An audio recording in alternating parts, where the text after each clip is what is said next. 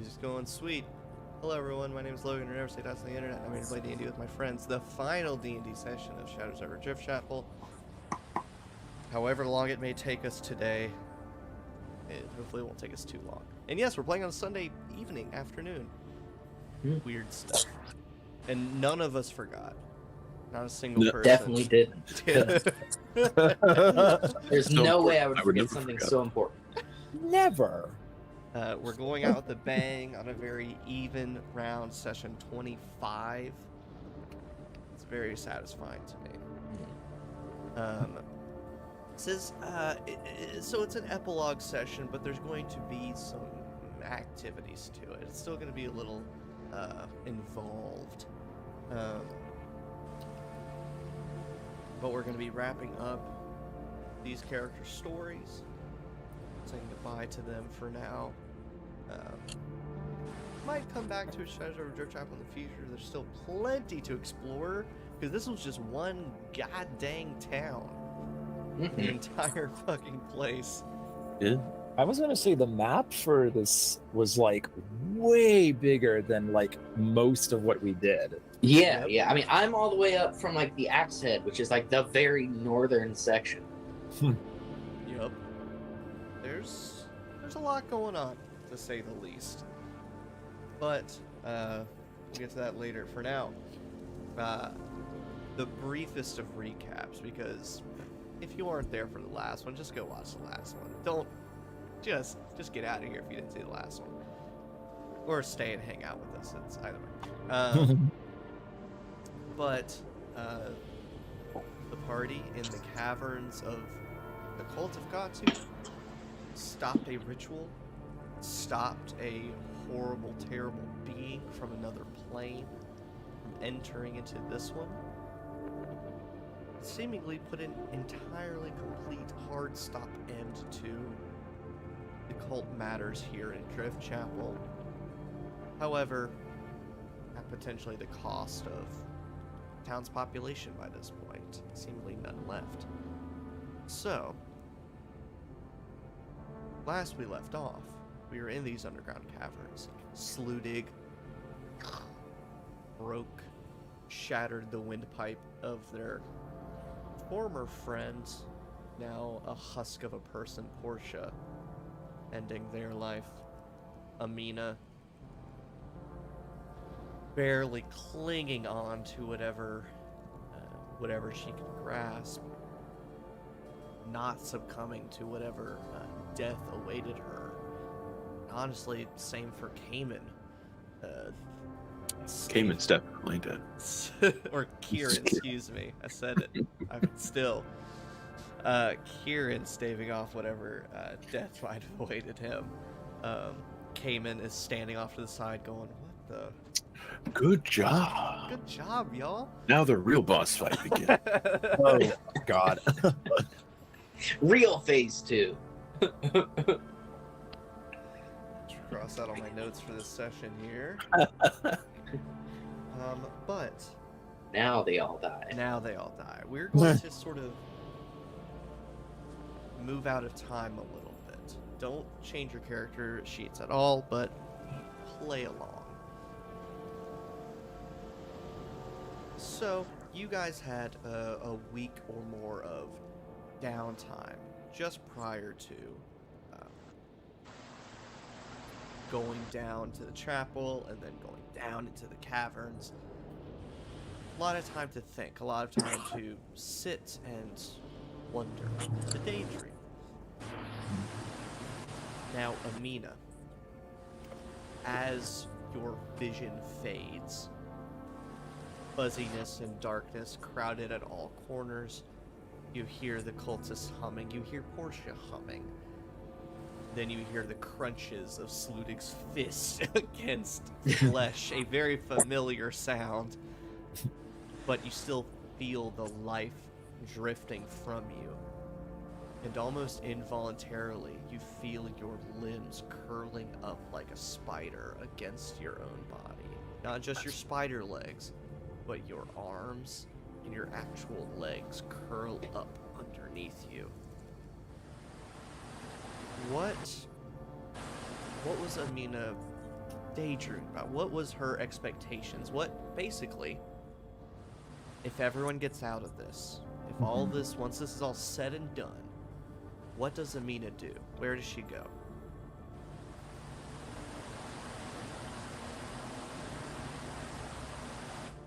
She's gonna go see her sister again. So,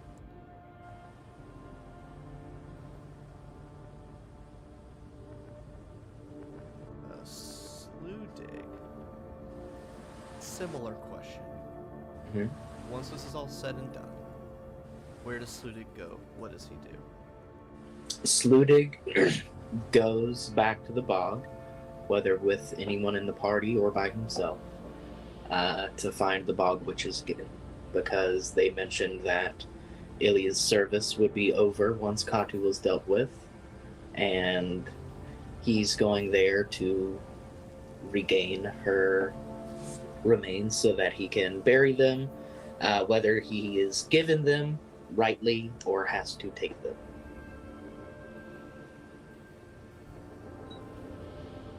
Okay. And Kieran, same for you. Once this is all said and done, what does he do? Where does he go? Honestly, Kieran didn't really have much of a plan post coming to Driftchapel, especially not after seeing what Driftchapel had become. So he will honestly, in all likelihood, stay. He would probably come out of the tunnel system and cave system, if assuming we make it out of here, and try and help rebuild, try and help kind of restabilize things here in this town and stay here.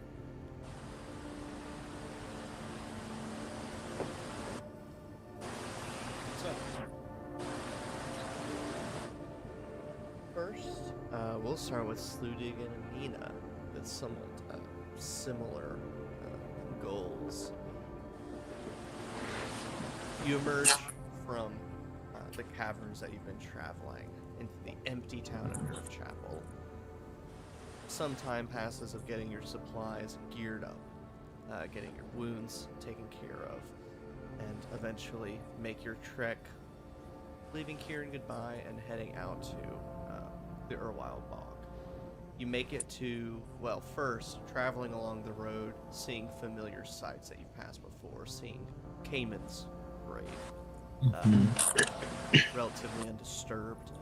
The old, the old church, the little old pond that's there now that wasn't there before, and then finally reaching the road's end where you've been once before, and seeing the little charms put up by the witches to guide a safe path through the woods.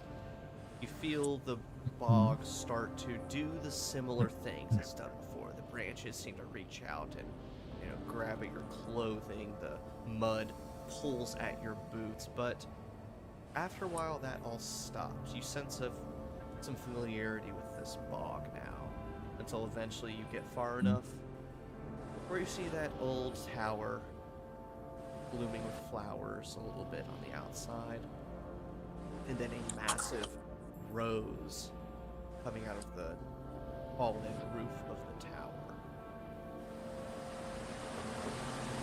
And eventually you are greeted.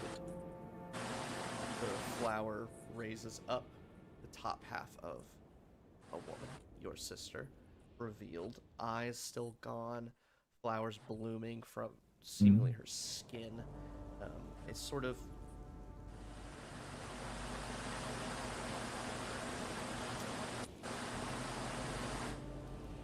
you see a sense of joy about her. She sensed your coming, of course, as you walked through the woods, but she's excited. She says, Aminah, I'm so glad you're back in Sludig. It's great to see you again soon. I didn't expect you all to be back anytime recently. Yes, true. So as time has passed, at least a little bit, is Sludig still affected by the change in accent and wit? We'll say no. It is good to see you again. Forgive me, but I have forgotten your name.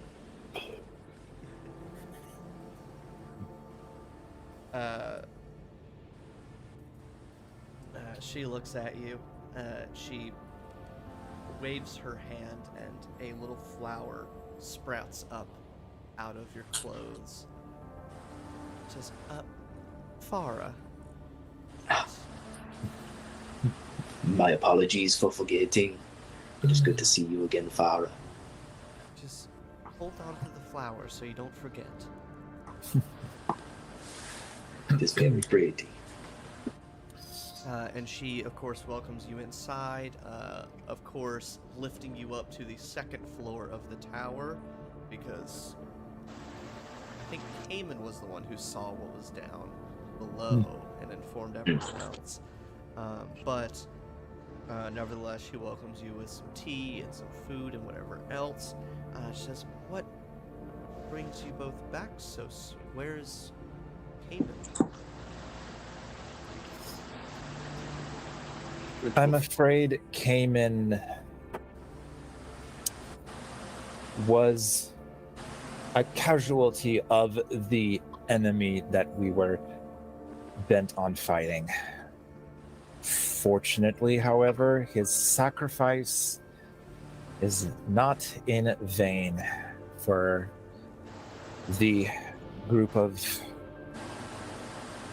and she says this through very gritty teeth, people who were trying to use the Gloam to bring this Qatu, this whomever, into our reality.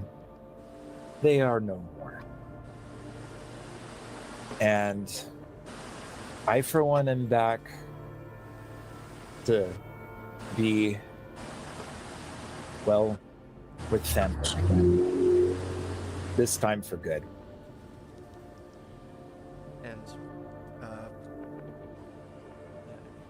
Tisha kind of cocks her head, trying to take all this in. And first she asks, for good, you're staying with me? There's a couple of things in this bog that I do need to take care of first, but that is my intent, sister. It's been a shame that we've had to be separated all these years. And this time, I'm not going anywhere. She, in sort of a, probably for Sludig, unsettling fashion, her torso kind of extends from her body like a snake. You can see that there's sort of vines and roots connecting them. And not like just a single thick vine, like thin vines, like fibers, like muscle tendons almost, helping her stretch out as she reaches over and gives Aminah a hug. Just that's so wonderful. I'm glad you're staying. But Sludig, are you staying too? I do not know how long I'll be here in the bog, but the witches and all their power, whether it is guided in for good or for wrong, they decided to use the remains of someone dear to me to create their own sort of protection as a warrior. And I mean to go, now that this conflict has been dealt with. I hope to bring her remains back to our home, where she can be buried rightly. She kind of nods. Say the witches. Well, with their powers, do you want them to bring Kamin back? He could stay with us, Aminah. So from my memory, she kind of has the intelligence of the age she was turned, right? More or less. I don't want to be too morbid. I thought so, but I didn't want to just go like Yeah. super talk to a 4-year-old about death. It might be more like 10. Still. Still a little young, but Yeah. Well, unfortunately, the things that were done both to Kamin and to Ilya, to bring them back, they wouldn't be quite the same.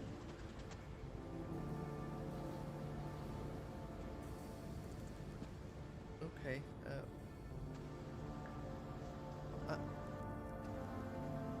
and you see that there's like a follow-up moment of excitement. Hey, Aminah, are you going to be staying with me, or do you want your own tower? You could have your whole own tower to yourself. There's all these old abandoned forts in the bog. You could have your own place. We could visit each other. Well, we might be able to visit each other. There will be plenty of time for exploration.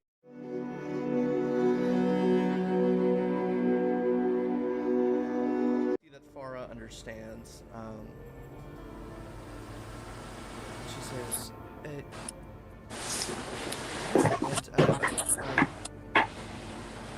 think she may want to speak to you too. And you see that there's a lot of emotions happening in her face. She says that, but then you see confusion of, why do I know that? It is almost like intuition speaking. Mm-hmm. I don't know. There's just been the bog has felt different. The animals, the plants, they all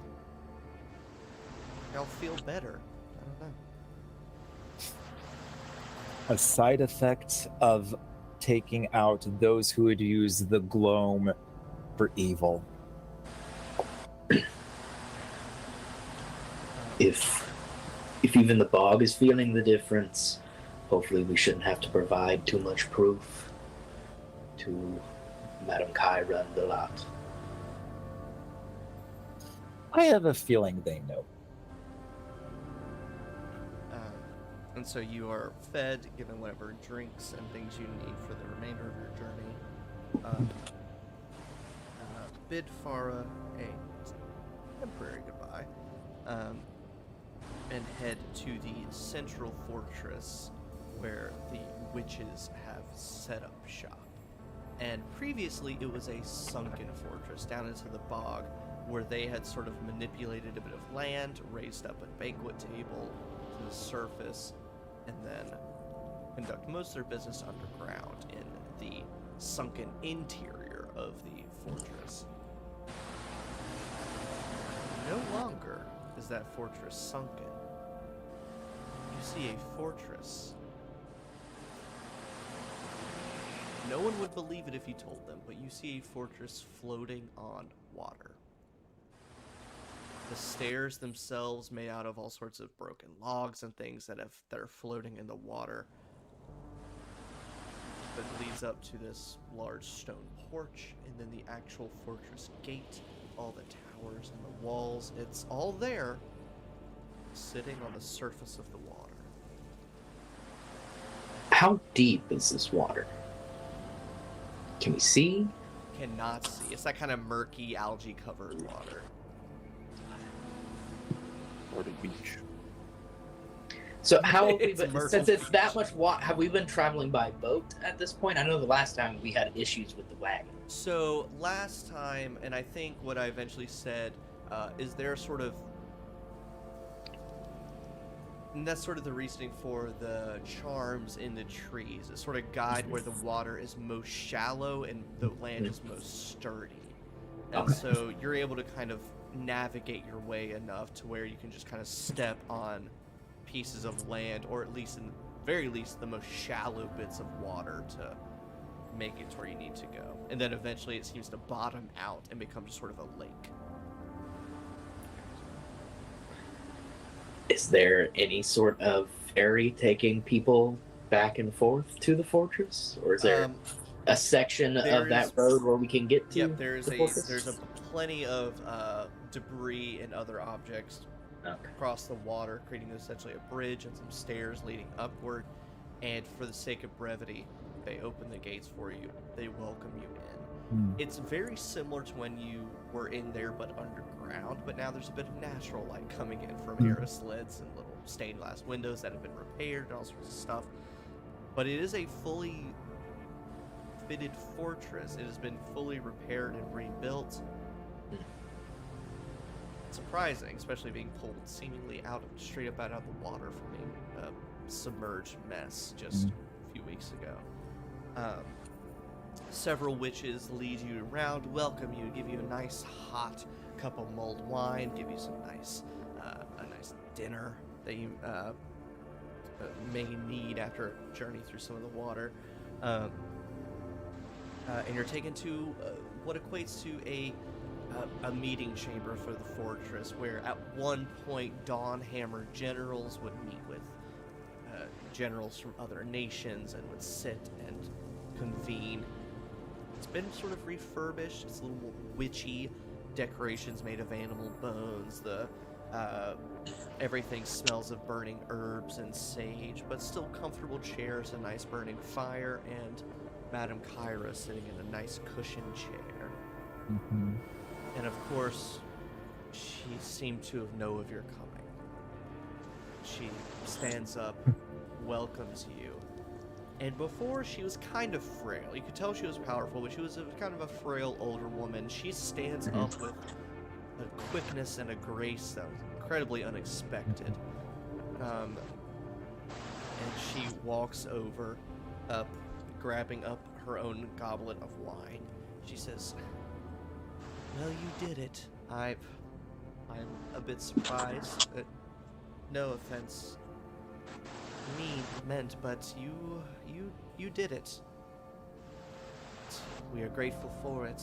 Please grab wine, grab whatever you need. I want to hear the whole tale."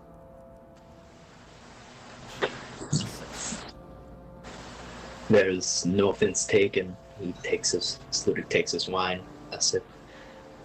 We nearly didn't make. Make a save.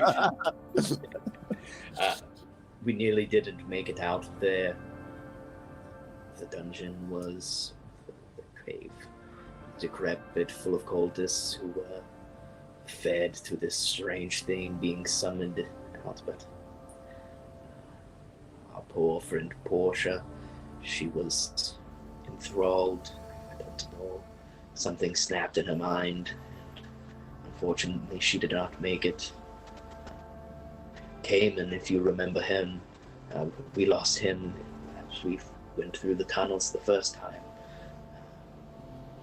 I ask that if the bog continues to grow and you see his grave, that you keep it safe and dry, as without him, we would not have been able to stop the cult.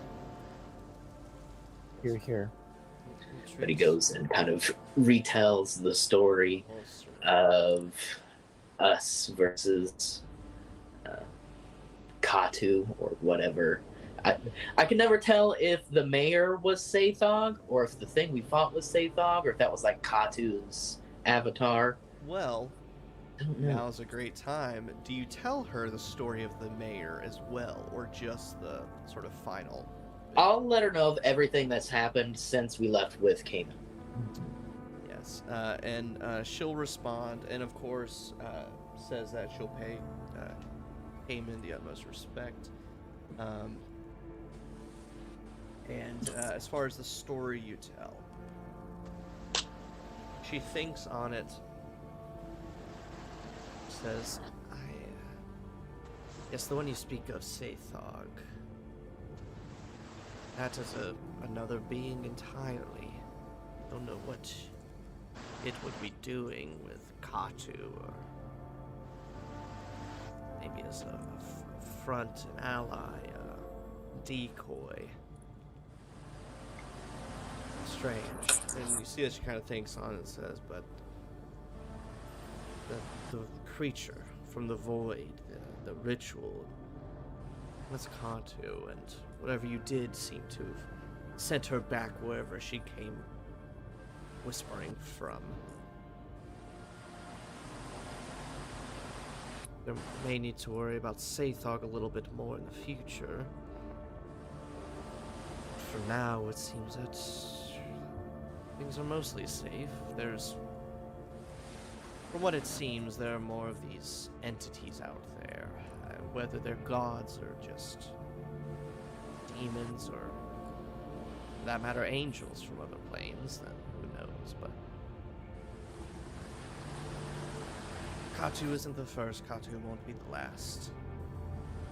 But we are grateful. Our powers are not fully restored, but they're on the way, and we feel stronger every day. And go ahead, Sludig. There was, I guess, whenever you started getting close to Qatu, or Qatu started feeling the danger of your closeness, and when whatever threshold was broken during that ritual, your wife felt it, and your wife wanted to delve into those tunnels herself and come fight alongside you. It's like she knew.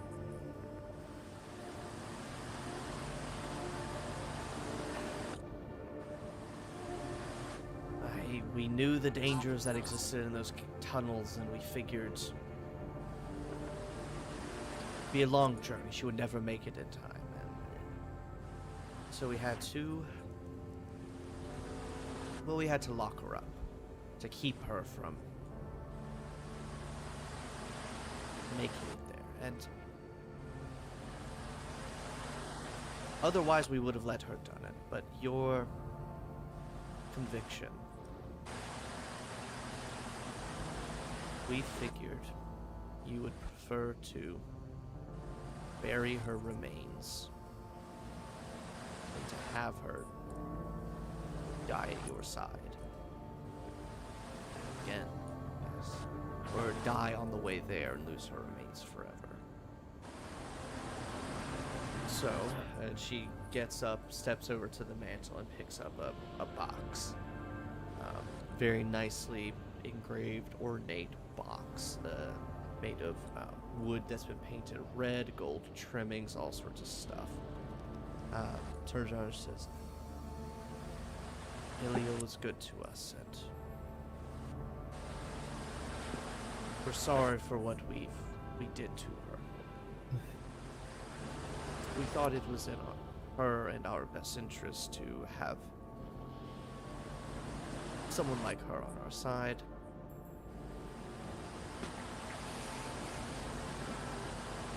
We were wrong. She hands the box over to you. Sludig's a little surprised that they were so forthcoming with her remains, as he kind of expected to have to deal with them trying to trick him. No, maybe not resort to violence, but he figured there'd at least be some sort of discussion where they would try and weasel their way out of their side of the bargain. So he takes a second to kind of collect his thoughts, and he says, You did much worse than imprison her, but I do thank you for keeping her from fleeing into these tunnels to find me. She was always hot-headed about those she cared about. Had you not done that, you are probably right. I would not even have a bones to bury. And you have my thanks that you honored your side of the agreement. I don't know if I can ever forgive you for what you did, but at least with this, I can put it behind me. You have my thanks. She gives a nod and gestures to one of the nearby witches who's kind of just standing guard / being there to, help pour wine or whatever else. And says, Sludig, would you care for a bit of privacy for you and Ilya? And these are her ashes, correct? Yeah. I will say my final words to her as I take her back to our village. While I'll bury her. But I appreciate the gesture. Gives a nod. And then, pops off wine or whatever else, and as you take a moment and then Put her turns somewhere in a nice spot off of the dinner table. then turns to Aminah and says, I'm glad you got to see Cassandra on your way in. She was very excited to see you again. So it seems as though you're interested in staying. Cassandra or Farah? Or, excuse me, Farah. Yeah, I was like, Sorry. oh, plot twist. Because I wrote down Cassandra, and then it stuck in my brain. Farah. Wouldn't that be a plot twist? That would be a weird plot twist. No, sorry, go ahead. Farah told her that you were here, and she says that Farah was excited, and the question, or the prompt of the statement was, says you might be interested in staying. Yeah. So, Aminah gives the gesture that she wants to have not like total privacy, but like a sort of like one-on-one conversation with Madame Kyra, maybe just like somewhere in a corner in a room or somewhere away from the center of the room and all that. And so as she does that, she has the familiar sensation of like still reaching for her dagger, but this time it's very dulled. It's almost like just her body acting, not her mind necessarily. But she notices that and just sort of tucks her hand away and lets out just a deep sigh.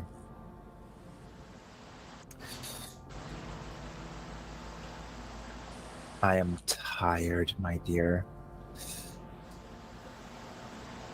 I am so profoundly tired of many things in my life, and I am just ready to be with, and as she says this part, this is the first time in a long time that she bursts openly into like full-on tears. I'm ready to be with family again. I'm ready to not have to face this danger that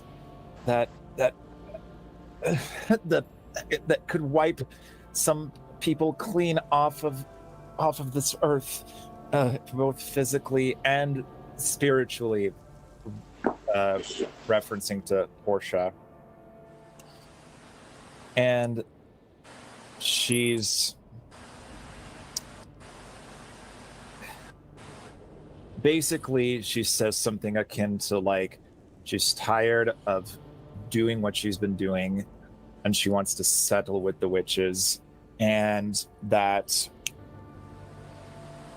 while there's part of her mind that's like never gonna 100% forgive Madame Kyra for what she did to her sisters, she and her sisters.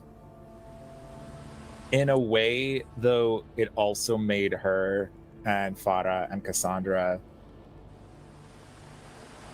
it sort of made Madame Kyra a bit of a second mother to them. And that's sort of like that's what I'm trying to get across, but I'm getting emotional too. I'm sorry. I am also feeling things. Me over here with a tight chest trying to get through the saluting stuff with Ilya. It's getting worse. It's just raining inside my bedroom. I was sick this week. It's a My eyes are horrible day dried for out. rain.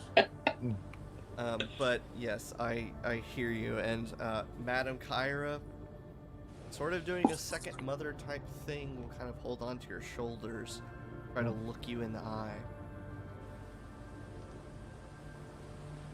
She'll say, "I know you've been at this a very long time. It's okay, and not just your blood sister, but."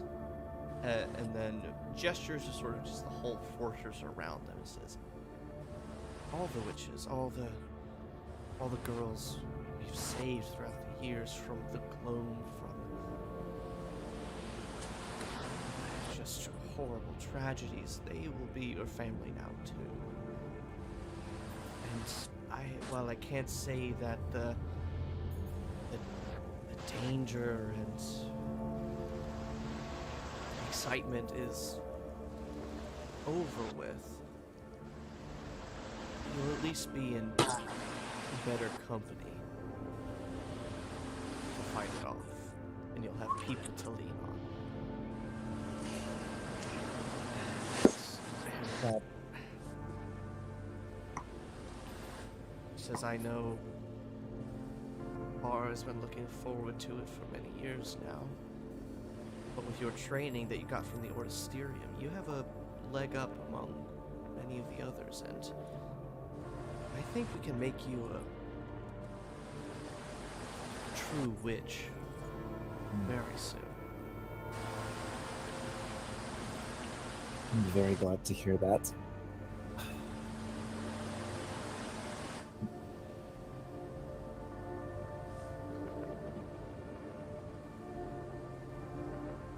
you see as you kind of thinks for a moment, says, why come to us and not back to the Ordisterium?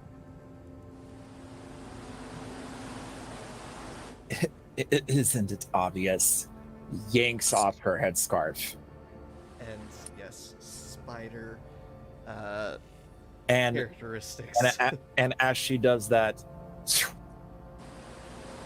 I'm above all else tired of hiding this. I know there's power in this, and I'm finally ready to accept it. And there's nowhere else that I can do that but here. Because the world has had its fair share of monsters, and well, if I have to turn into a monster to take full force of this gift, then this is the place to do it. You see, there's a bit of surprise with what you said, just because of the first time you came in here. Not guns blazing, because that seems much more aggressive, but hearing you say that you accept it now and you're going to live with it definitely kind of shocks her a little bit. Well, we're glad to hear that, Aminah.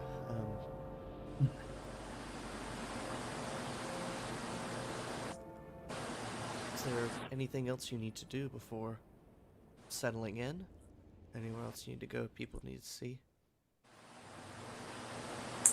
I'm just going to go back to Farah, and we will pick back up where we left off. She gives you a squeeze on the shoulders and escorts you back inside. And for the sake of proceeding and sake of time, you both are Sludig is welcome to stay as long as he wishes, eat and drink to his heart's content. Eventually, Sludig, you make your way, leaving Aminah with the bog witches, returning back, heading to your home, much farther away from Driftchapel.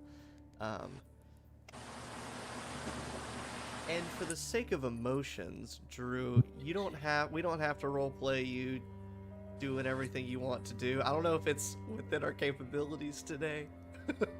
I can do it. That's up to you. Is that something you want to do? Yeah. Oh. Can I go toilet cat first? Can you do Kieran? Yeah, let's we'll take a little toilet cap break. We'll jump to Kieran, and then we'll pick up with Sludig, ready to bawl and cry and weep. So we'll take a Correct. little break here. Oh, I don't know. I'm antsy.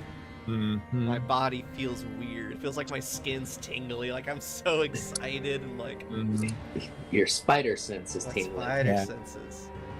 Okay. Might I ask, before we proceed, there is one final vignette I would like to paint in people's pictures Please because do. it's the one that's been like very top of mind for me. Absolutely. So as it's probably a no-brainer, but as Aminah heads back into the bog, she meets back up with Farah back at her tower, and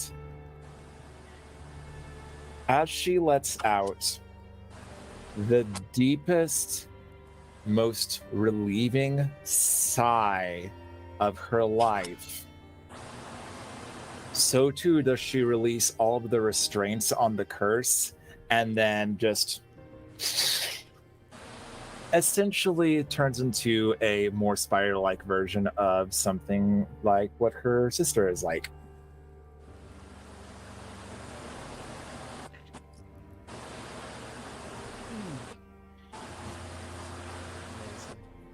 And then they go castle shopping together.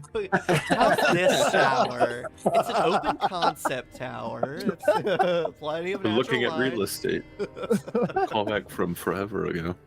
The housing market is terrible right now, Aminah. You need to. You just live. It's a with buyer's people. market.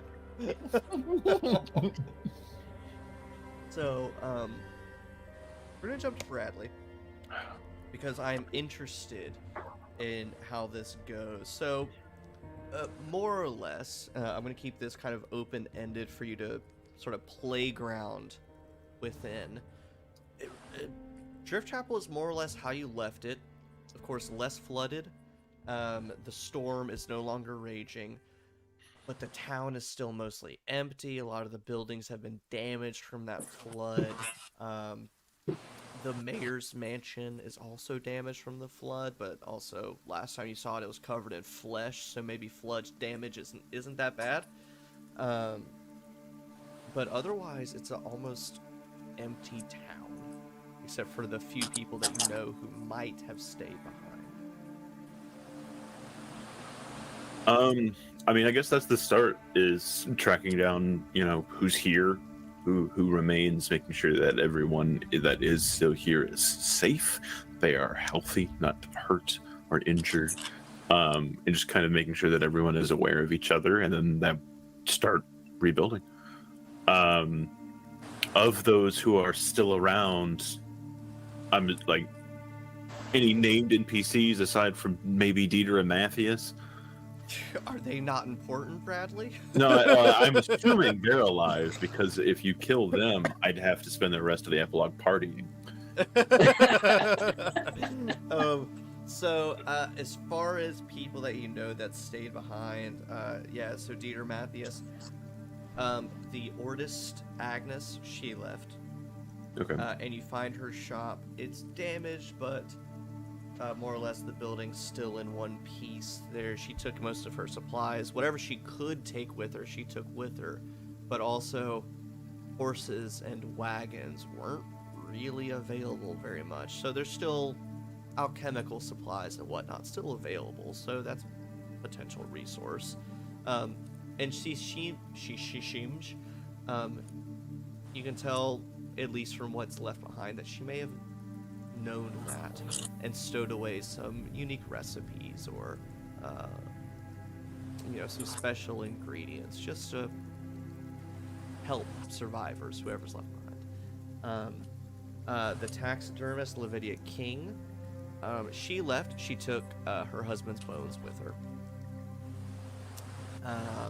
She took a couple of her taxidermied animals with her, but what you do notice is that there's the cellar door that she was very defensive about. It's still locked. And she abandoned and left there locked. Okay. So, I'll start off, once we've gathered, the maybe 10 to 15 people that are still in town. So few. And just, gather everybody at the tavern. Its name is escaping me at the moment. Yeah. And just kind of, meet and greet, figure out who everybody is and how everyone is doing, but then kind of set up a community. We are what is left behind. If you want to leave, you can, but we're gonna try and rebuild this place. So pulling together resources, very democratic and system of how things are established, what roles are distributed to what people, and just kind of doing our best to get the city, flowing again. Dishing out jobs, everything else. Maybe into that first week, of course, after saying a heartfelt goodbye to my companions as they depart, after maybe a week of kind of establishing things getting into a bit of a routine, I will kind of make my way over to the taxidermist shop, and I would like to investigate that cellar. Before investigating the cellar, this is just more of a for my own interest. I imagine at some point over those few days, as people are doing things, and you are sort of a self-established leader, I'm sure at some point there is one of the few remaining townspeople that slip up and call you mayor. How do you respond? I just kind of brush it off and just like, there's no need for titles here. We're all equals. Humble. But yes, you go pop into the taxidermist shop. For the sake of ease, you're a rogue. You can crack open that lock, no problem. Descend down into whatever basement or cellar is down there. It is a basement cellar that's maybe 50 to 60 feet square. It's a very big one that seems to encompass a lot. It's almost as if she bought the basements for some of the other buildings and burned underneath. And it is full. At first, mannequins. And then you step in and shine your light. They're people. Oh my fucking god. Taxidermied people. Maybe 30 of them.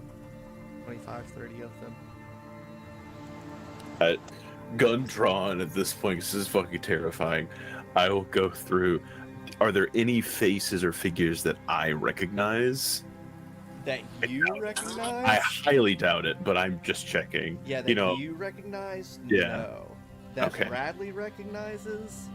Oh shit. Who is it? Bradley, do you remember a long time ago, it was the first downtime that Kamin sold a fancy rifle? Yes, I do. The buyer was a man named Elliot Treadway. He was a gambler on the boat where Sludig fought. You see his face. Oh, One of the taxidermy people. Lavinia King was actually a fucking serial killer living under us, kidnapping half of these people as well. And we knocked on her front door and asked her politely to leave, and she said, "Okay." I'm going to fucking burn all of these and never tell anyone. Yes, and you can see that in a couple at the furthest end, there's been sort of a part of the floor that's fallen away down to one of those natural waterways below. Yep. So you can just you burn and eat, you dispose of Lavinia King's horrible dark secret. Oh god. And yes, you move on. But yes, you move on with the survivors. And it takes several weeks to get comfortable, assigning certain people to do some fishing tasks or repair tasks, and whatever it might be. Matthias is stubborn about maintaining the lighthouse the whole time. Is he still funky armed? He's still funky armed. Okay. But it doesn't get worse. Okay, that's good. Yep. Now that raises another question then, like, and in the process of doing this, do we see any more gloam creatures, any more slugs or anything else show up? No. The deep ones that pull people into the canals, you don't see them pop up. No more slugs. But you also know that Matthias has his sort of hash of slugs. Yeah, So you can see how they're reacting and what they're doing. So, when I go check up on Matthias and make sure everything's okay, I will go inspect his hoard of stuff. They're basically dying. You can see that they're, instead of squirming, trying to push themselves, they're kind of just laying at the bottom of whatever jars they're in and just very slowly moving around. So I'll grab one of them, just like a jar full of a creature, just in case. and I'll tuck it away. I'll go over to the Ordisterium, and I want to track down, or no, I guess it would make more sense at the taxidermist shop. I want to find some like formaldehyde and like fill up this jar and just keep it. So for this, it's a gnarly souvenir. Nice.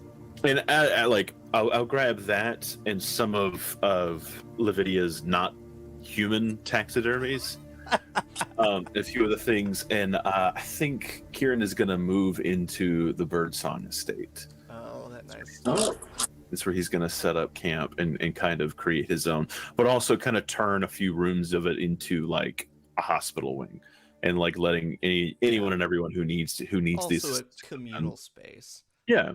And as you know, I assume you need a little help doing the renovations and the rebuilding of things. In passing, it doesn't matter too much. Probably one of the towns, so we'll say the same one that called you mayor. She says, as she's helping you move stuff in, she says, "You're not going to move into the mayor's house?" God, no. In fact, I don't think anyone should move in there. Maybe we could plant a nice communal garden. Is he still there? Is he? Where did he go? I haven't. Never. Did he end up? Did he perish? Yes. Unfortunately, he was another soul laid claim to by the Gloam. Kind of. As I think back to the moment I fucking blew his head off. Oh man. Um, Yes. She continues on. Yeah. Well, as the weeks go on and things get rebuilt, Kieran will eventually track down Dieter and just have just like sit down in the tavern and have a drink and just have a little bit of a burying the hatchet moment as the two of us have both survived this ordeal and have helped one another through this process. And it's never quite like a stated, like, you know, shake his hands like, I forgive you for killing my husband. But it's more of kind of like an understood, like, we're moving past this now. When they're like, this one person has been nothing but antagonistic for weeks, and then they stop, it's like a okay. Have y'all seen the newest finished Stranger Things 4? Yes. Not yet. but if you need to spoil it for me, okay. It's not necessarily a spoiler.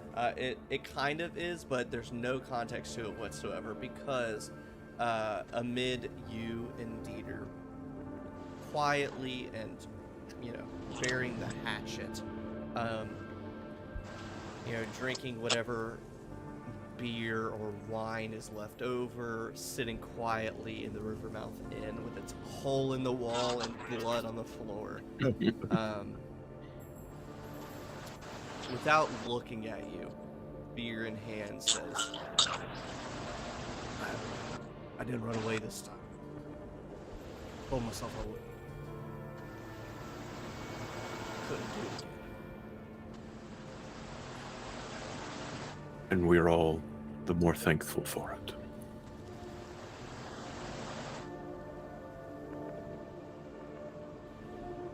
Gives you a cheers. Tink. Lets out a deep sigh. You know, the Rivermouth Inn here is in need of a new proprietor. Figured someone who knows the ins and outs of every tavern from here to the north should likely take it over.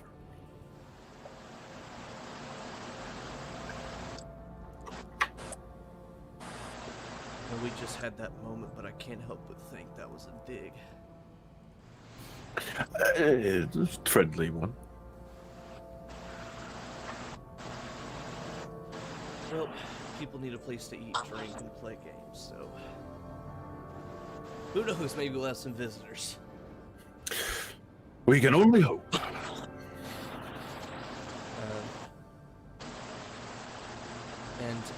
He takes off his big coat, hangs off to the side. Takes off his little hammer medal that he wears for being a Dawn hammer.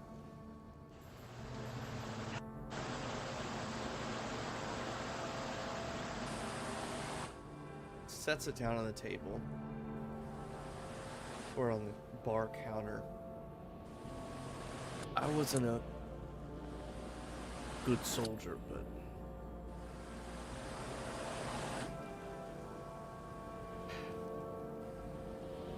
that's another life ago. Maybe I'll be good at something else. And you see that he's starting to crinkle up his face a little bit. He's still wearing his hat indoors. There's a lot of shadow. His beard's getting bushier, bushier.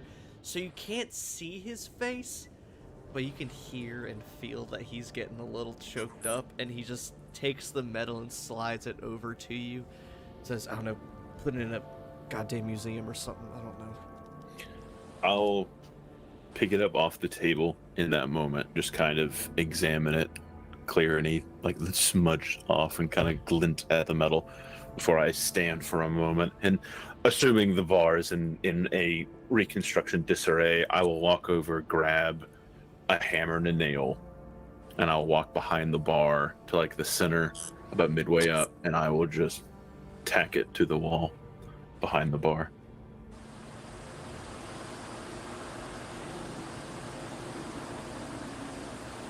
He looks away, and then without looking at you, he says, "All right, get out. We're closed." I walk back by the table, pick up my drink, finish it, set the empty on the table, and say, "And so it is." And I'll walk out of the bar. And because there's no one else in town, even when you're like halfway down the street, you still hear.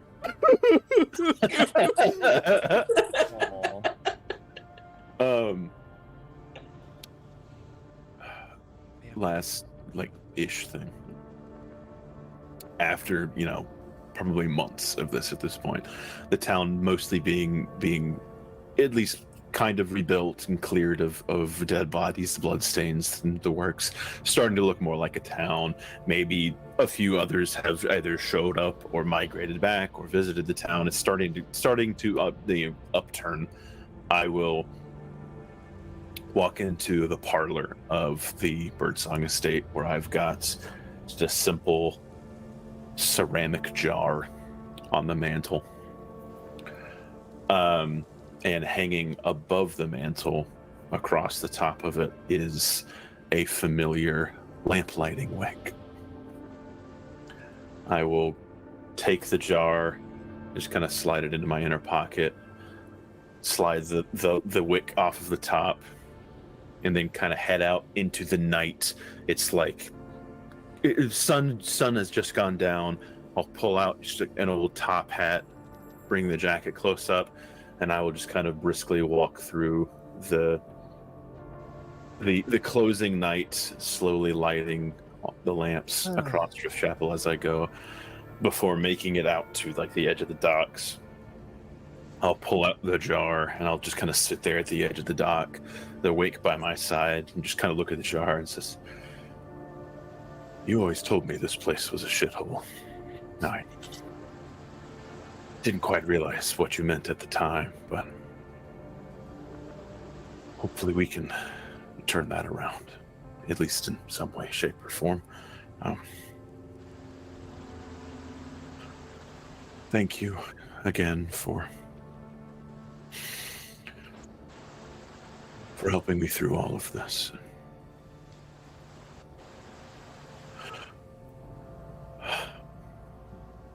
I'll always love you, Atticus. I'll take the jar, remove the lid, and just kind of pour the ashes out into the sea.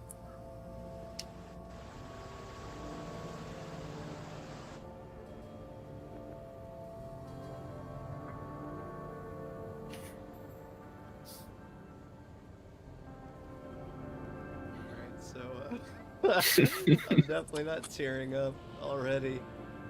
I might need another little break to refill and drink some water before we move on to Drew's thing, because that's gonna be a whole nother tear fest. Oh. Oh, good lord. Okay, yeah, let's take a quick two. Quick two. Quick two.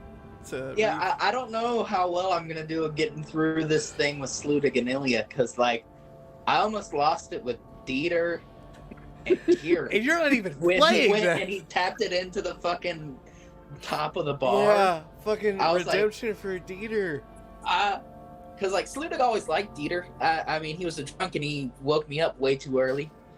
But other than that, like God. he was a dude with the troubled past who was trying to do something.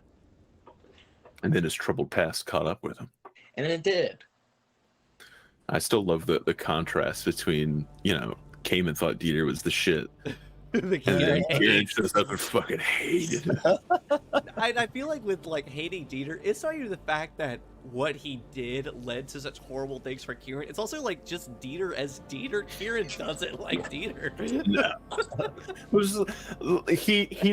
Kind of represents the. I think Dieter as a character represents kind of what happens to veterans after war. That's true. Yeah. And that represents a shadow of what Kieran could have been, easily could have been and become, but instead Kieran, like, through sheer force of will, kind of toughed through it, dealt with the trauma, and kept going. And it's just seeing that reminder of, like, this is what your future could have been. Yeah. Just moping around the town. Double It's just anger almost. Yeah. Oh god. Yeah. Let's take a quick two. I think that's what like brings the redemption back around. It's like, yes, that could have been his future, but like, let's change that. Let's change it. redeem that. Yeah. Like you said, that's the old life. That's, I was a bad soldier. I can be a good something else. Yeah. A good bartender. I can be a good bartender. Hey, we all need bartenders. We all need baristas. We all need that's just the life, man. Let's take a quick two. I'm gonna refill the pee. Jesus Christ. I'll also be back. You did this to us. I did it to you. I sure did. That's okay. Yeah, I think I've only ended maybe 3. This might be my 3rd campaign I've like ended. Maybe 4th. This is definitely the most honestly emotional. haven't done many all the way through. This is like the one with like the most sad things being wrapped up by far, but it was probably the saddest world. Yeah. That's why, like, I said in my little message, I said happy ending, but I'm like, I mean, as long as it's a neutral ending, that's a victory for like most The fact people. that it's an ending where we survive is the happy ending. Yeah.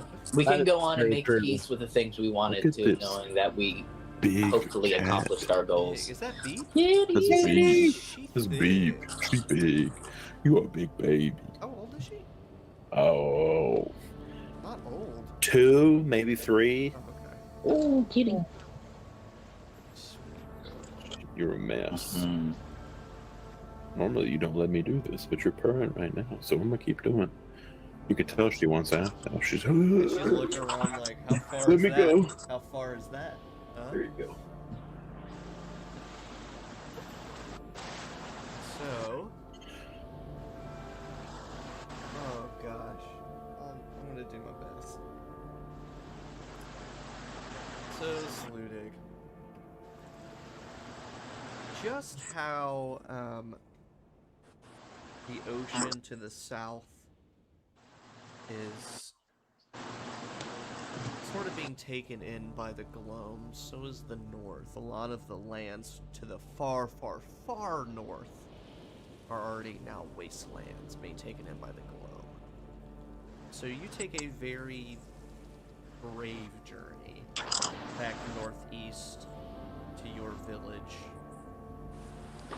where the last time you were there, it was sort of being taken in by the Gloam, by Gloam creatures yesterday. Could I have stayed with the Bog Witches for a long rest? Don't worry about character sheet stuff. Okay. We're Pretty much epiloguing Sludig stays here. until he's healthy enough to make the journey, since he knows he'll be doing that by Yes. himself. Leave your character sheets where they were for the time being. But you rest up. You arrive after probably 2 or more weeks of travel up toward your village. You have to dress up some, put on some warm weather clothes, or warm clothes for the cold weather, to basically the remnants of your old village. The Gloam has definitely taken that area at this point, but the ruins are still there. The stone foundations, the old village well, little remnants here or there still remain. And at this point, it's cold, bit of snowfall, and the danger of the Gloam in almost every corner, basically. But for a brief moment, you find some peace as you stand in your village, and I will open it up to you. Whatever you want to do. So,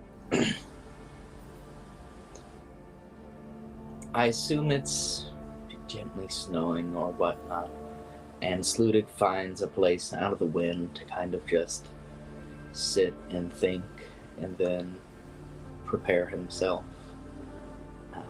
And he gets back onto the road for one much shorter portion of this journey, but probably the hardest part for him. And he walks from their old cottage back to the place where he first met her, where they both saved each other. Giving her the time to cast whatever ritual it was to dispel the Gloam creature, and her saving him from the Gloam creature. When he gets there, he prepares a small burial site, but then, like he did with Kamin, cast the kind of commune with animals or speak with animals that is from the path of the totem, and says what he has to, kind of towards whatever is left nearby, as kind of to have a witness to what is said over her. And he says, "Elia, my love, when I found the village the way I did, I knew in my heart of hearts that there could be no good ending to this. The way I saw you when you were taken by the witches, I'm glad that I can bring you back here to where we first met each other. Back to a place where you taught me about peace, and I hope that as you stay here, you will be able to rest in the peace that you taught me, as every breath that I take that helps me center myself is one that is owed to you. I hope we will see each other one day, but I think there's work that I still must do. There's a town that may need my help still. But when it is my time, I hope that we may see each other again. I hope to make this journey out to you as often as I can. But farewell, my love." And he kind of sits there in silence for a long time.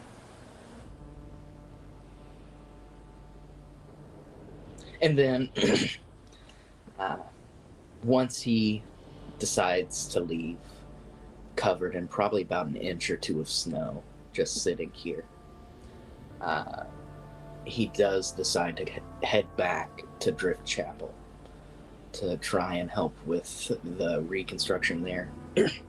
He knows he could not go back to the Bog Witches, still has some fervent anger towards them.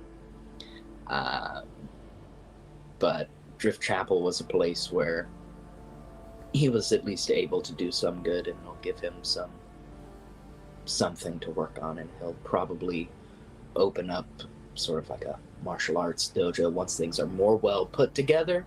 But for right now, help train people so that they can protect themselves, as the town is less secure but safer than in the height of the Gloam.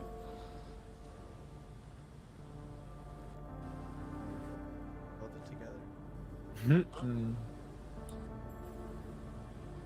So,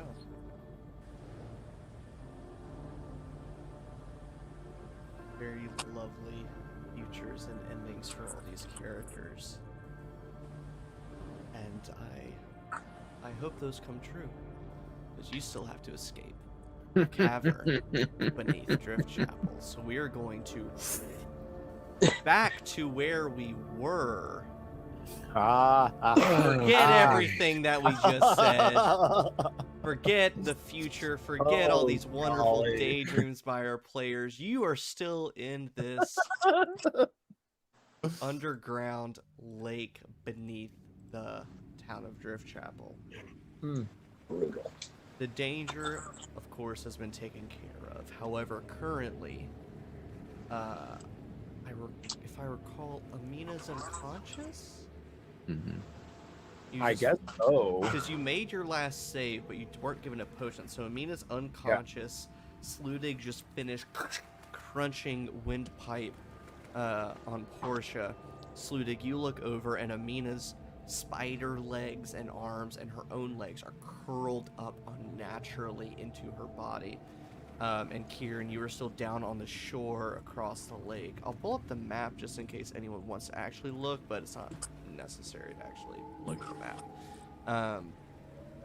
Just for reference sake. So, after bringing, hopefully, a swift ending for Portia, Sludig rushes over to Aminah to bring her his last potion of healing. Okay, so go ahead and roll that. I'm going to get however many hit points it says. 2d4 plus 2. Aminah, do you want to roll that? Do you want me to roll that? It doesn't matter. Go ahead and roll. 2 plus 1 plus 2 is 5. Whoa, I'm up to 5. So Aminah is awake. That last cultist, I'm pretty sure it's dead. I didn't mark it, but I think Yeah, he got kicked against the wall. that's right. Right. Of course. And so Sludig and Aminah, you are both 50 feet up on that raised island up above the water of the subterranean lake. Kieran, you were over on the shore. And now, your main goal is to get out. How's it going over there? Well, I was able. Aminah wasn't doing too good up here, but I was able to.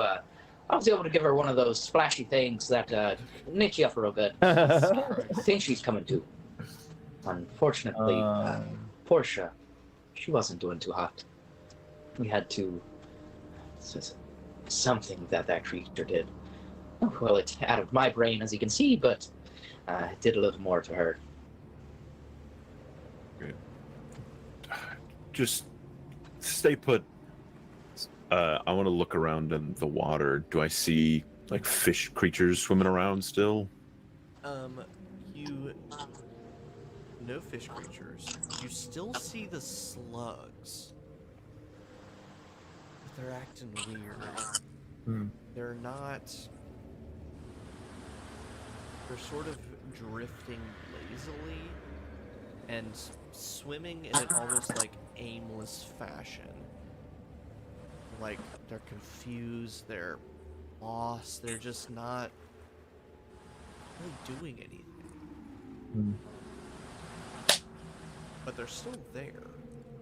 I don't like that.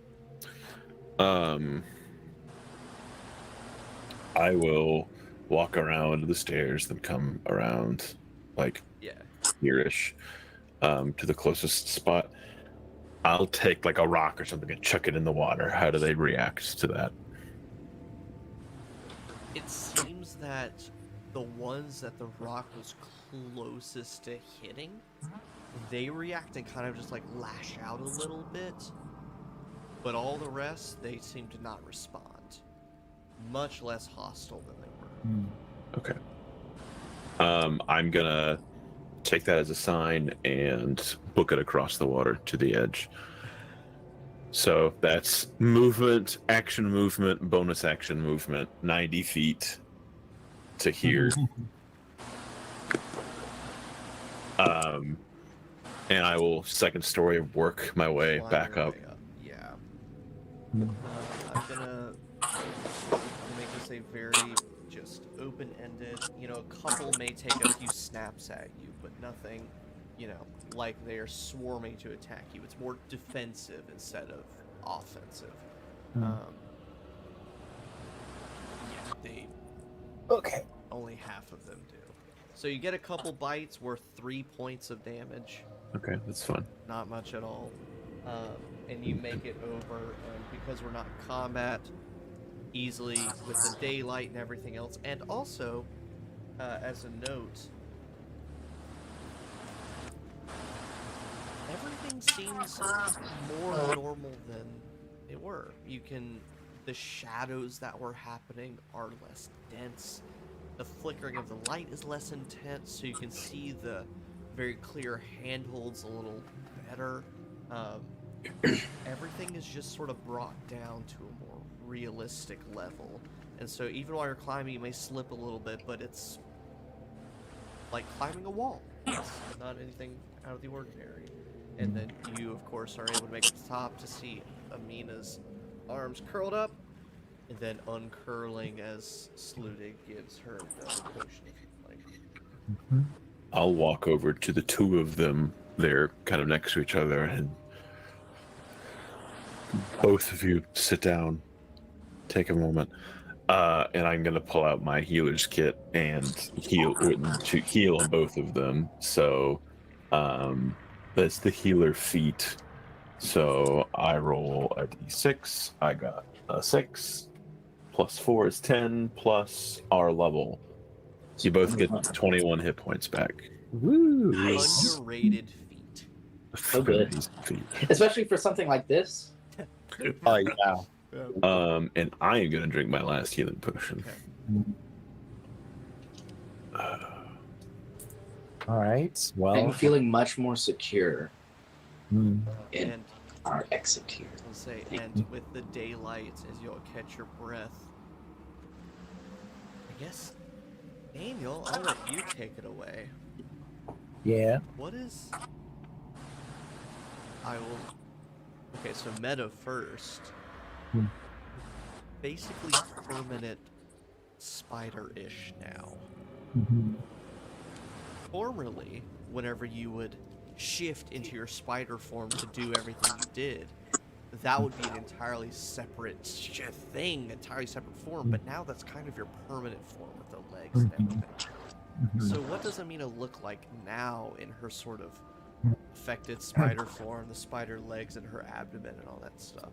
I mean, it's still generally humanoid. Like she's still bipedal and all Head, that. Like she'll, arms, legs. yeah. But the ones that are coming out from what are, she definitely still has appendages coming out from what beneath her would be her human arms, and that are like they're not quite developed enough to be super dexterous, but they're like definitely noticeable by like herself and by everyone around her. And I mean, we just got through the mother fucking battle of the century. Her clothes are in tatters. There's no way she's gonna hide all of this. Yep. So, Spider she- face, spider and arms, everything. and she's also like, this is the second time she's cheated death. Homegirl is tired. Homegirl is tired, and she don't care who sees it anymore at this point. So she's just like, she thanks Kieran and Sudik for the healing. She's also gonna cast healing word on herself, which gives her back 6 more. Nice. So that's literally the first time I was actually able to use that spell Right. ever. This might be the first time that Kieran's really he saw a little bit at the bar in the flesh fight, and then a little bit with the boat. But this is probably the first time he's seen it like up close. Spider. Yeah. Freaky. A little Freaky freaky, but deaky. probably not the freakiest thing that's happened. in Yeah, the past no. hour. Compared to Yeah. Qatu coming out of a black hole in the sky. This is a walk in the summer Casual. park. You're like, Yeah. great, cool. I'm glad you're only a spider and not anything else. And yes. as soon as Aminah, is able to pick herself back up, casts healing word on herself, barely acknowledges the other two to for a quick thank you. She is not necessarily going to run, but she's as forcefully as she can go over to what is now the body of Portia, and a couple of things go through her head. At first, anger. A lot of anger. So much anger. She's very, very, very pissed at Portia. Very pissed. But being as physically tired as she is forced to restrain herself and takes a moment and thinks, Portia didn't do this to her. It was Qatu, it was the cult, and unfortunately, this husk of a person who once was Portia was the unfortunate victim of that, and she takes a moment to just sort of meditate on that because she needs to, and she, after a few moments of calming, will actually, does Portia still have her their little light wand staff thingy that Yes, helps? the little lamp lighting stick. Aminah is going to grab that and effectively use it as a cane for the time being. And once she's able to prop herself up, she's going to turn right around and cast See Invisibility to take one final good look at the statues. So even without the invisibility, you can see that the flames are gone. The flames have gone out.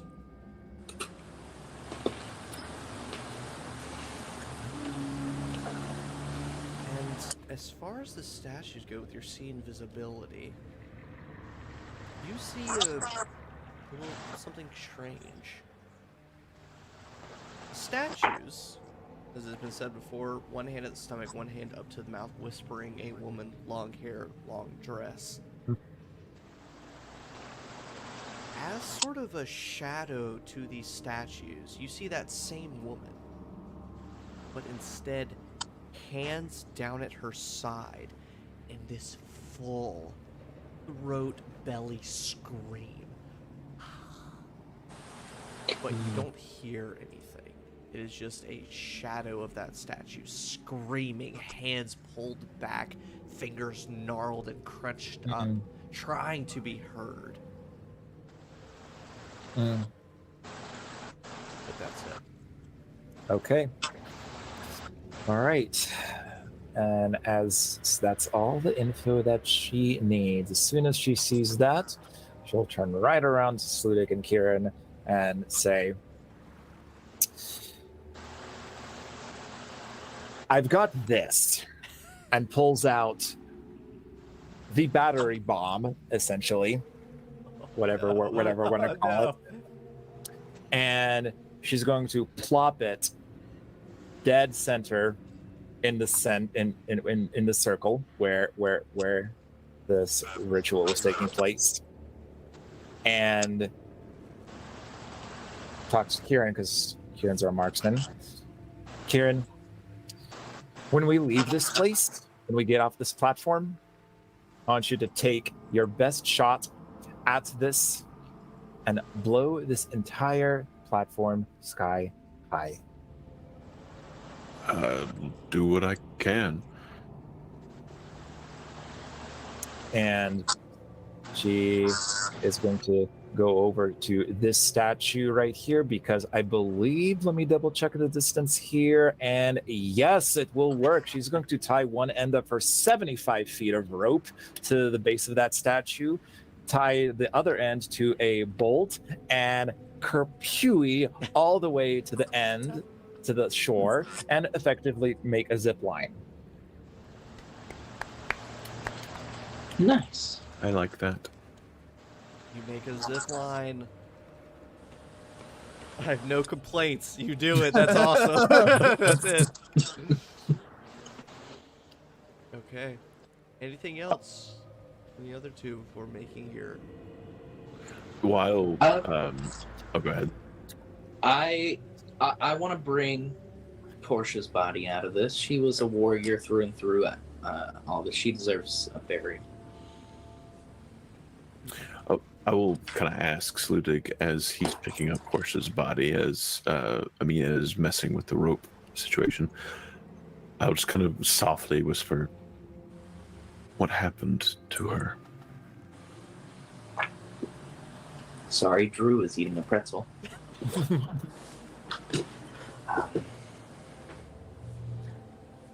I almost said it in Sludig's normal Yeah. voice. I was going to say, Sludig, where'd you get those pretzels? Well, you see, I just sit over here with a pocket, and sometimes I just reach right in there, and then It's not a healing random thing potions, just- it's healing It's healing pretzels. snack. But I'm not quite sure. Whatever scrambled my brain must have affected them in some weird way.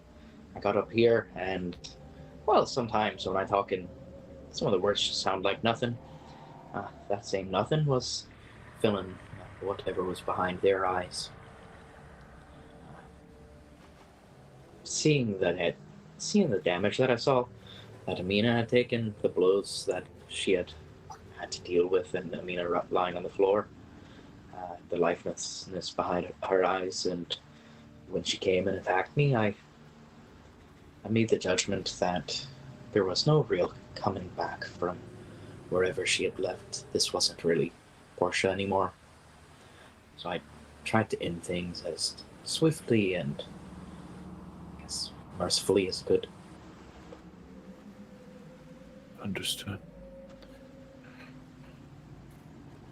No further comment? So, for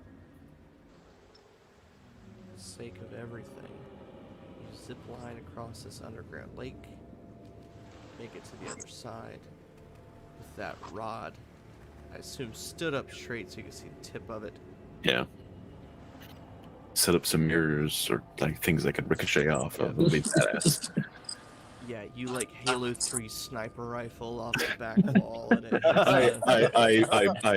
I nade bounce myself into the air, do a 360, no scope, do another 360. yeah. It's okay, we'll set you up with the rocket jump. Yeah, a rocket little drum. rocket drum. Yeah, after all of the battle you just did, Kieran blows himself up to take this shot. Make a death save? No. The lightning of this battery explodes, and I quickly Googled, is blood conductive? And I saw yes. So the lightning zips across this ritual circle of blood and seaweed lights up all the seaweed. It lights up the boxes and the barrels and everything around, and that center island. Soon, after several minutes, it's nothing but flame up top. Is there anything else you guys want to do as you make your exit? Anywhere else? I'm gonna go get stuff that I dumped there's out earlier. the supply cache. Oh, that There's too. chemical grease. There's also the undead finch. There's that one unexplored room. Whatever you guys want to do before you leave, you can do now. Aminah is going to go through this entire cavern, whether by herself or with her friends, doesn't matter. And she's going to find every single statue and just completely erase it from existence. Tear it apart. How about that? Okay, so it means tearing apart statues. Kieran, Sluting, what do you guys want to do? I'll help take apart statues. I can go get a big old hammer or crowbar from the cache of supplies. Go boot them up. Right. I'll get a bag of some kind, since mine has turned into a bomb, and pick up all the things that I emptied out of my bag to make the bag bomb. And then just kind of, I will venture over to this unexplored hallway, gun out, ready to fight. But, first to do a quick investigation or perception, just figure out what was going on and then see what it is. Okay. Yeah, so very easily, no checks, no nothing, and no narration. Destroying statues, pff, it's very cathartic, I imagine, after all of this. And I don't know how long see invisibility lasts, but Aminah, you see the same thing. Sort of this spirit-like shadow echo of a statue, but instead of whispering, it is screaming, trying to be heard. So you guys go around and destroy whatever statues you can, and Bradley, you're going to investigate this unexplored hallway, which ends in a similar repurposed metal door as you've seen from the prison doors or the entrance door. It's just a metal door that's been fixed into the stone of the surrounding area. Not locked. Do I hear anything on the other side of the door? I actually have to check my notes.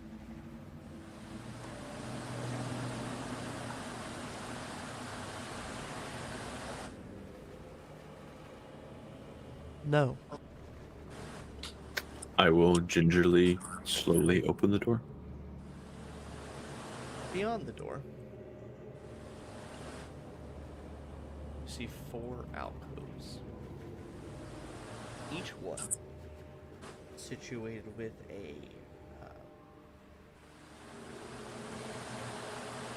an object 3 feet wide, a foot thick, and 8 feet tall, made of a strange amalgamation of glass. In each of these columns, there's 4 of these objects. And even though there's nothing else in this room, there's no one and no other objects, there is a sense of... This is gonna be a weird descriptor. But you know that feeling when you're standing in a big open field, and you can just feel that it goes on for however long? It's almost like that. You feel a sense at first as you enter into the room that you're in a room, but then all of a sudden it's sort of like this big open void-like feeling. Even though you see the walls, you see the glass obelisks, these glass objects, but it feels so much further, so much more infinite than just the walls.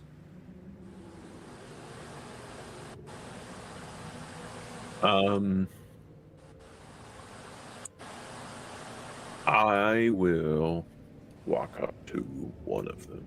Let's say this one. Okay.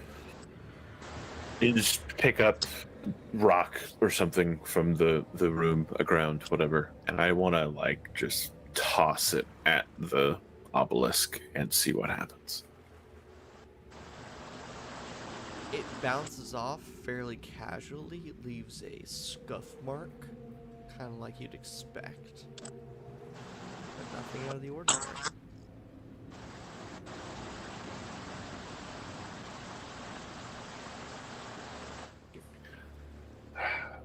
It's Dungeons and Dragons. You gotta do things, right? You gotta do things. I will slowly press a finger against it. And you can see now that you're a bit closer, this sort of glass obelisk you're in front of. It's not just a single piece of glass. It's a bunch of tiny pieces of glass. It seems like sea glass. You see all the different colors and the different shapes kind of resonating and echoing within the reflection of it.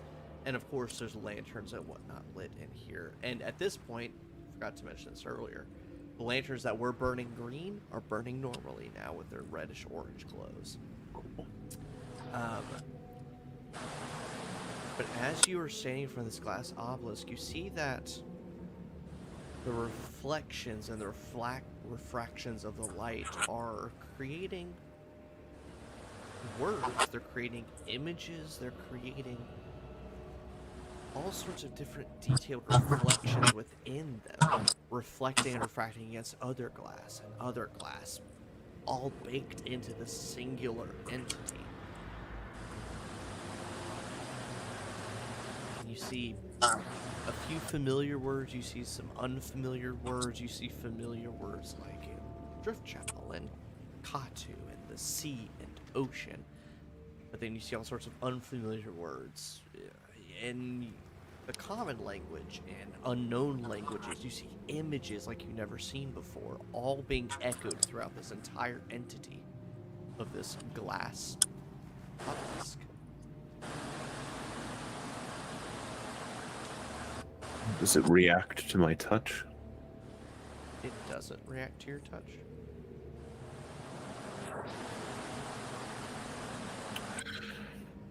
I mean, Kieran has next to no knowledge of the occult or what this might be. It gives him the heebie-jeebies. So I will walk back out of this room, shut the door, and think, that was weird. And then I will go get specifically Aminah, but also Sludig, and bring them both back to this room and kind of explain what I saw, these weird glass obelisks. Okay.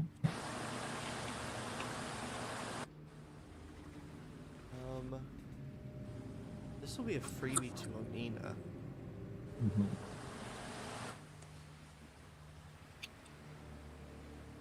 Because I think it's... Gosh. My memory's failing me. I feel like it's come up with just because of the encounters you've had and information you've shared. But what I will equate it to is the statues. Because you have seen or experienced that if you listen to what the statues are quote-unquote whispering, it starts to mess with your mind. It starts to play with you. It's a similar experience with these obelisks. If you attempt to read and to really see what is inside the obelisk, because they're refracting and reflecting all information and words and images, if you really try to see what they are showing, it could potentially tear your brain and your person apart, or it could show you something powerful, as with Gloam magic. So Even though you don't know that for sure, that it's very similar energies you get from, especially because you've just destroyed a handful of statues along the way. Ooh, I'm so glad I have this particular combination of items on my person. Oh Okay, no! I'm gonna cast Comprehend Languages. Show me what they got. Interesting.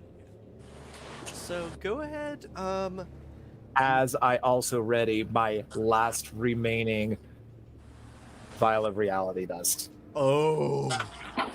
Oh, oh no. That is a good thing to have. Yeah. Oh no. I'll even have you make a check for it.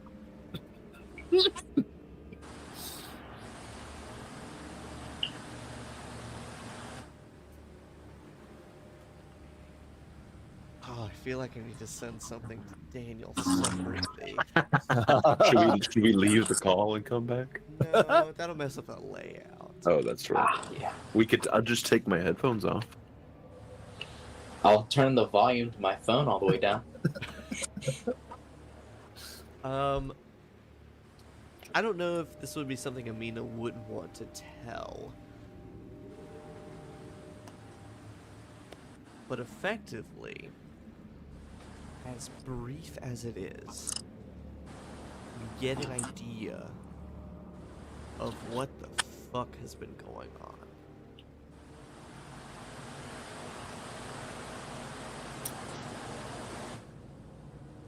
The Gloam, capital G, the Gloam, is this new magical force that no one predicted or ever saw coming.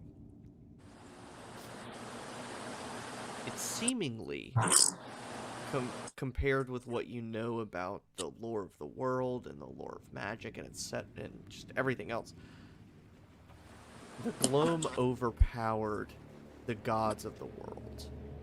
Seemingly. That's at least the story that's being told here. It forced the gods out. And of course, there have been plenty of stories said that the gods abandoned people. No, the gods just, reestablished their hierarchy. The gods, have taken on new names and new powers. The story told by this glass and this layer is the Gloam pushed the gods away, creating a barrier between people and gods. And these entities, Qatu, Sathog, Gar, and several other deities, or entities, are being proclaimed as deities.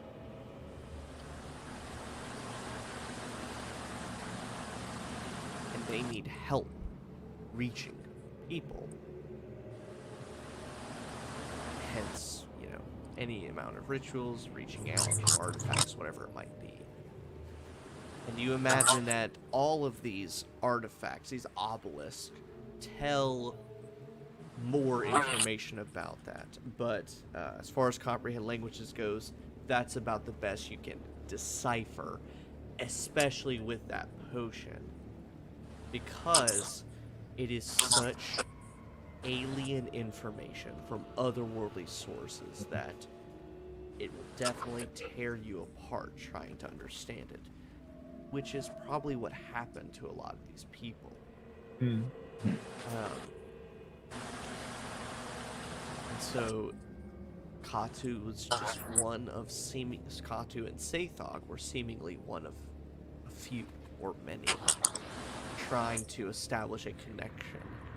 Whether they are the gods in a new incarnation, or whether they may be benevolent gods, who knows, but that is what you see in the glass. Okay. Even with my celestial and deep speech? Oh yeah, that's right. A shitload of languages. Mm-hmm.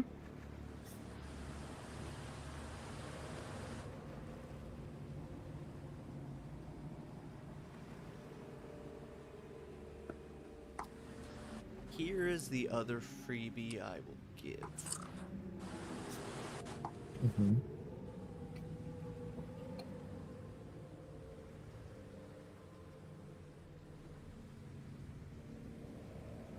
As far as translating and deciphering the words in this class, as far as the unknown languages, Celestial is the majority.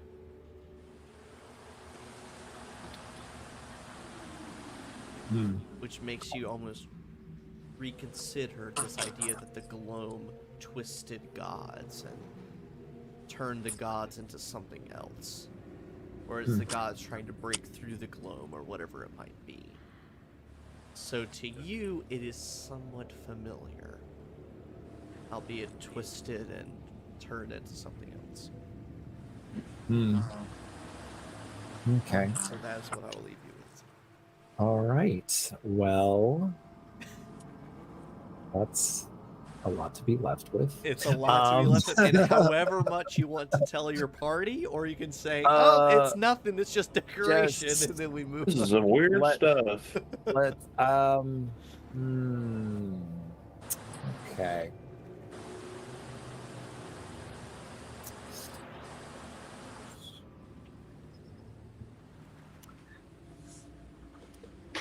I'll say something to the effect of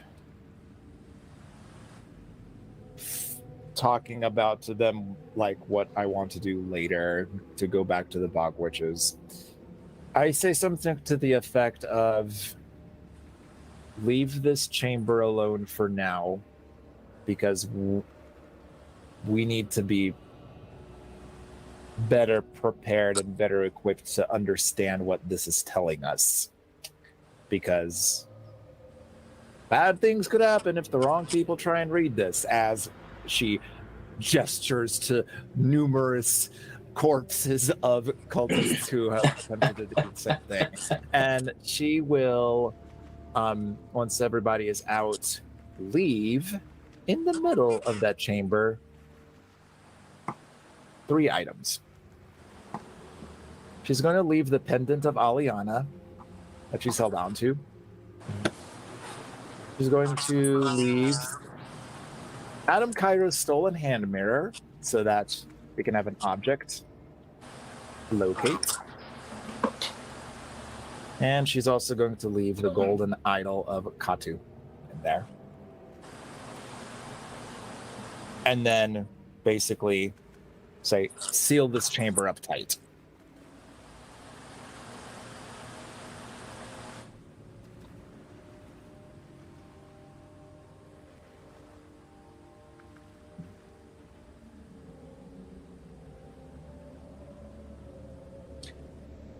Sludic has no information as to like what any sort of that stuff is, could be, and he's not even the dude who can lock the door, so he's kind of just waiting outside. That's fair. That's fair. Yeah, I imagine most of the locking of the chamber would almost be just blocking up the hallway with whatever Essentially. debris, barrels, boxes, whatever it might be. Uh-huh. Okay. That takes away one of the questions I was going to ask. Do you lick the glass? Yes. Yes. Knowledge. You break it apart, swallow shards like a pill every day, trying to... The rest of my life. One of these days, I'll see the future. Jesus. Okay, so you start filling in the tunnel. Okay. Anything else? Last things in this area? Or attempting to return to the surface? Is Undead Finch still there? Yeah, you hear slamming against the door. That ain't worth it. There's part of me that's like, we should kill him and make sure that he doesn't hurt anybody else. I'm afraid he'd kill us. So, no, fuck him. Does the door look like it is all weakened from him thrashing up against it? Ah, good. Okay.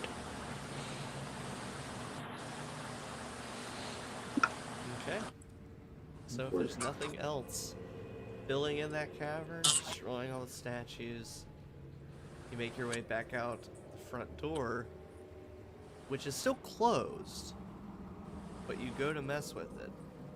It opens right up.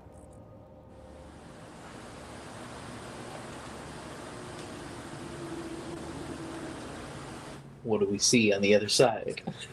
Roll initiative. No, I'm just kidding.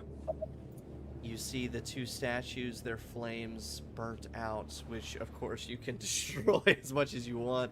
The stairs leading down to the water, your boat's still tied off, and water gently lapping against the stairs. And as Sludig, Aminah, you both take to destroying these statues, Kieran, glancing this way and that, looking across the water, you see that the way you came from, you see some daylight breaking through the shadow.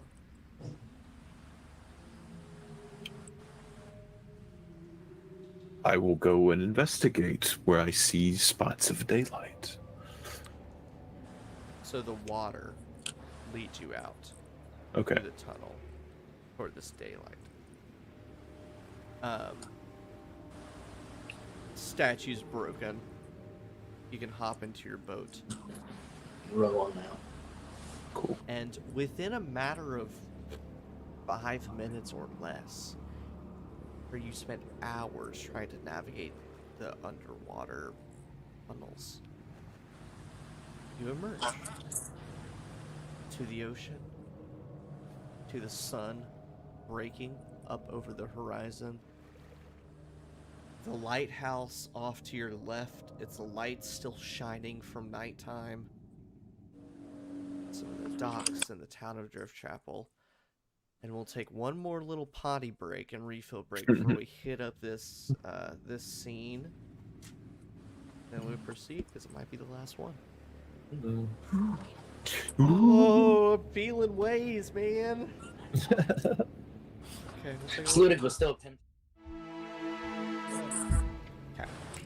we actually don't have much, because I think I changed my mind halfway through that little pee refill break.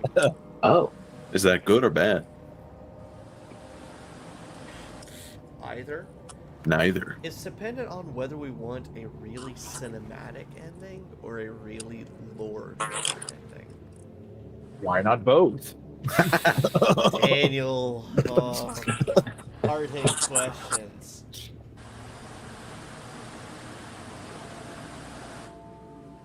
I don't know, I kind of want to leave it up to you guys, because it's honestly mostly up to Bradley. I hate to do that to a person. Because, Why? okay, so you'll see why. Let me pull up the map here so I get my geography of Driftchapel right. So you guys emerge from the little subterranean canal that you entered in through. And for the first time in maybe 2 weeks, it's not storming. It's still drizzling. But it's a freaking bearable drizzle. And at this point, you have been up and at 'em and going for so many hours that you basically woke up and went straight to the chapel. And it's now dawn again. So it's been a long day, to say the least. And so as you, Sludig, rowing out, muscles aching and tired, clothes ripped to shreds, you see that the sea is calm, the sun's coming up, there's a slight drizzle, but nothing unbearable. You see the lighthouse shining its light, so you know that Matthias is probably still there. And I guess main question is, where do you go? So in my head, when I was making those like crab traps and stuff near the lighthouse, there was like a small shore near the lighthouse, or was it like up on its own plateau? There's a small little shore, but both is a terrible answer to that. But there'd be enough to you to pull something up onto a shore and climb up. Then honestly, I would take us back to the lighthouse. I agree. But seeing the daylight, I would, with the drift globe pulling behind us, exit the cave and then row over to it, because I don't think I can technically command it where to move. It just stays within 60 feet of me. Yeah. I grab it and cancel out the daylight. Let me just, I'll move you over to the Driftchapel map just for funsies. So, as you pull up to the lighthouse shore, everything is quiet and normal. However, as you sort of pull around, you get to a good spot. You see that there is a ship that wasn't there before. A large ship, metal hull, that has been pulled up and docked at that finger that's just next to near where the lighthouse is. Does someone still have Matthias's spyglass? Yeah. I do. So if you take a quick look, you see that the ship has a name drilled into the side of it called the Crow's Feather. And on the dock, next to where that ship has stopped, you see people, maybe 20, 30, near around 40 people getting off of this boat. And you see, as you look around, there's a mirrored person standing up on the deck of the ship with a spyglass, seeing you all on the shore of the lighthouse. Give a quick wave, and then drop down and start helping people get off the ship. Do I get is there a description of the individual I saw waving with a spyglass?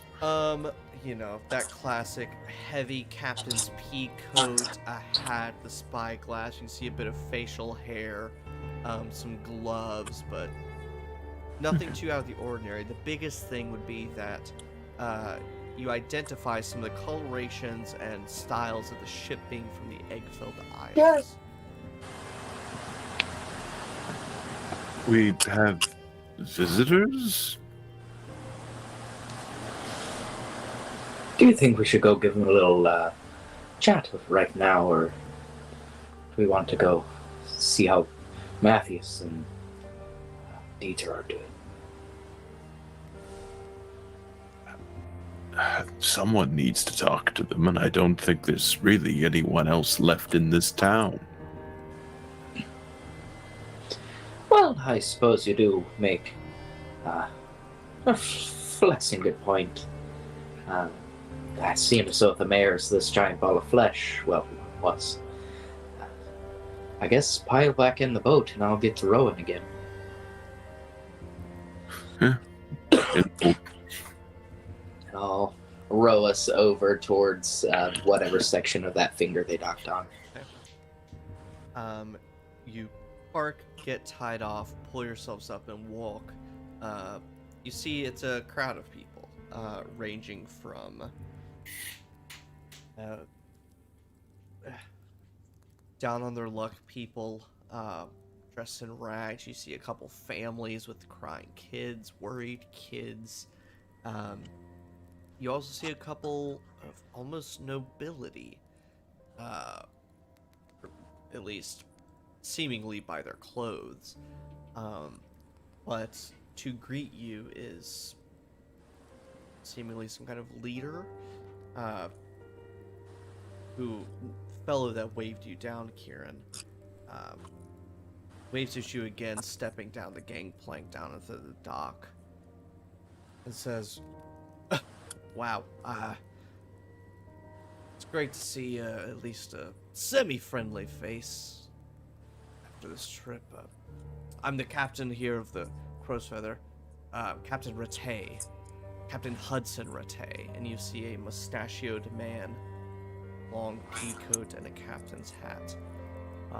Middle-aged-ish, 30s, but it looks like he's seen a lifetime, so his experience makes him look almost in his 40s or 50s. He says, "I'm just glad to see a somewhat friendly face. We're from the Eggfeld Isles. We got some refugees here. There was a storm, I'm sure you saw. And there was a lapse in the storm, a break, and I took advantage of it and docked here in Driftchapel. We're honestly head for Cairnstead. It's a little bit inland, but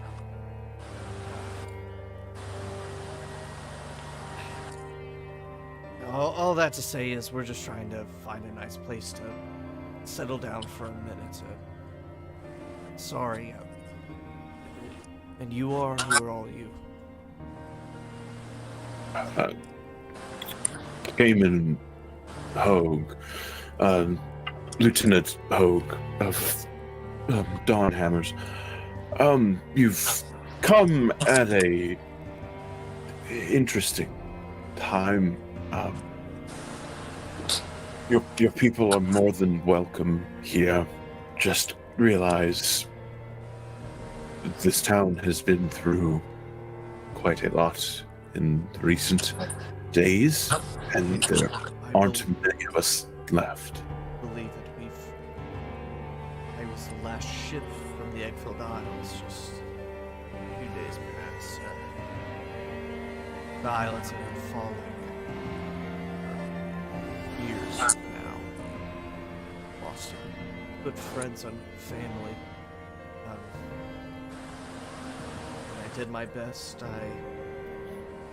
Of holding back. Once the Lady Whitehand said that it was time, that they set out. And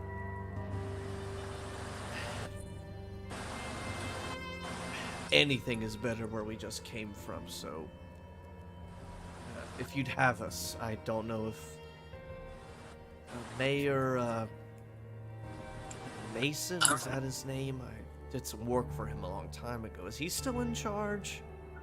No, he has been deposed. Well, at any rate, if there's an inn, a spare room, something, we have hungry, cold, wet, and tired people that could use a place, and if anyone's looking for work, we're trying to get to Cairnstead eventually. I might be trying to ship up that way, but might be better by land. I don't know, but is it safe here? I glance to my companions and glance around the town.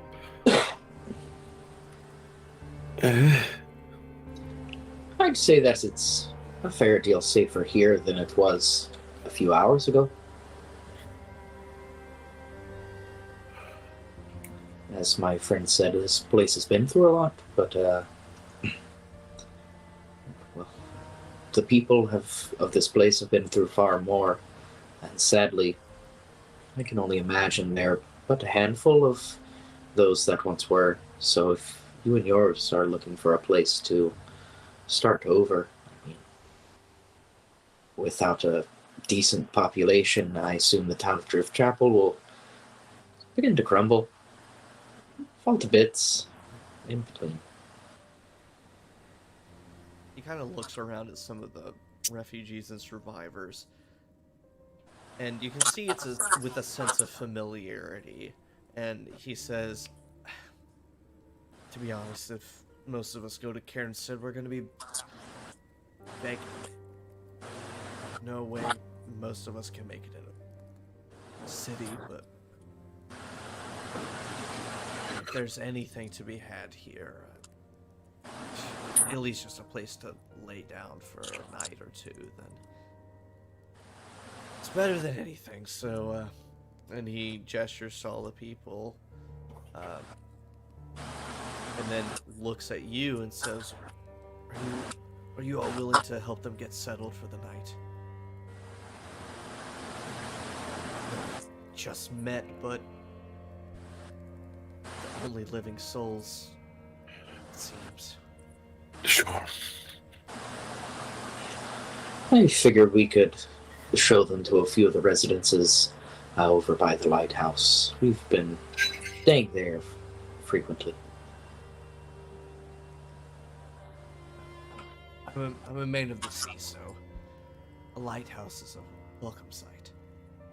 And he continues to disembark all of their things, get people settled. You help finding whatever abandoned houses there might be. Help them get settled in, and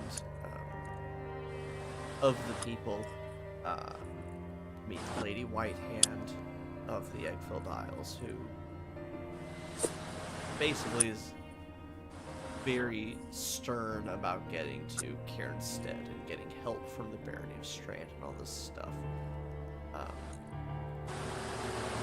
But as far as Driftchapel goes, she's fairly helpless, having to do what everyone else is doing. But you all get those people settled down. You get yourselves settled down, seeing Matthias and Dieter in the lighthouse. And rest up, get a nice hot meal, and prepare for whatever's to come for you all. That's where we will